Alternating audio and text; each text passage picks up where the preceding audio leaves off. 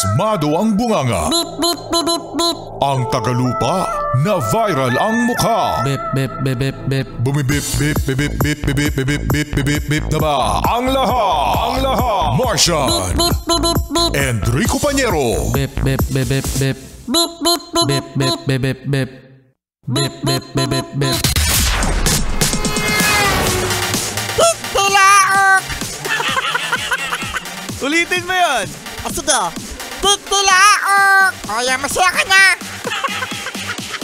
Dipyo aga eh, no? Ito na mga yes friend, ang Yes FM Balitang. Mga yes friend, kamusta naman ang mga pagbabayad ng tax? Ang laki-laki ng tax na binabayaran nyo. Si Martian kasi mga yes friend ay hindi taxpayer to eh. Kaya natin, saan napupunta ang tax natin mga yes friend? Siyempre sa gobyerno, di ba? Lahat ng mga binabayaran nating tax mga yes friend ay napupunta sa gobyerno.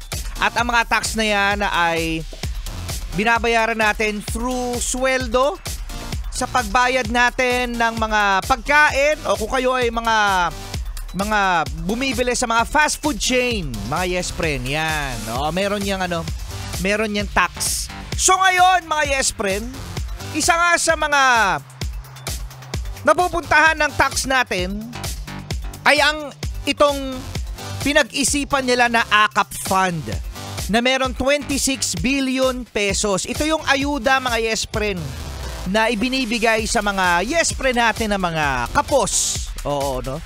So meron nang nagsalita. Sino yung nagsalita na yan? Nagsalita tungkol sa umano'y katawilaan sa pamamahagi ng ayuda na AKAP, at ito mga yes friend ay ang mayor ng Baguio. Ang mayor ng Baguio?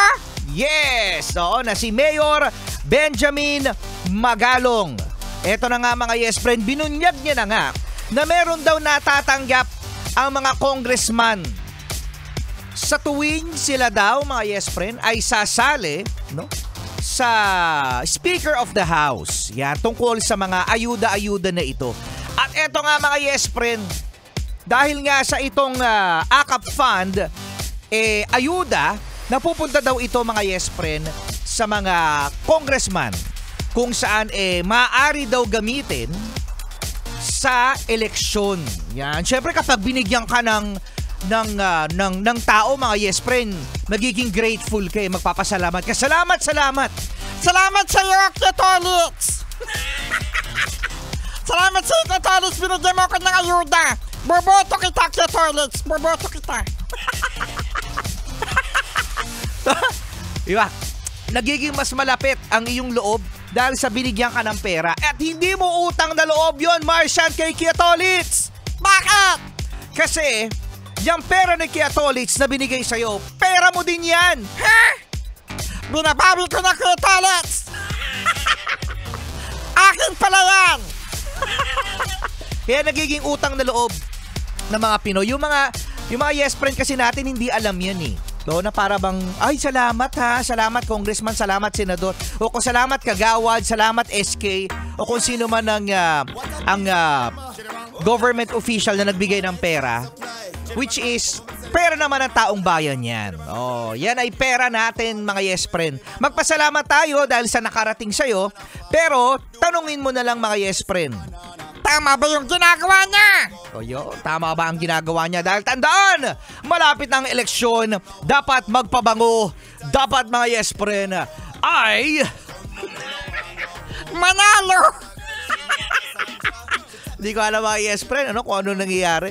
Ayan ang ating Yes FM Balitang Korap! Ha? Kala ko balitang korap. Pala.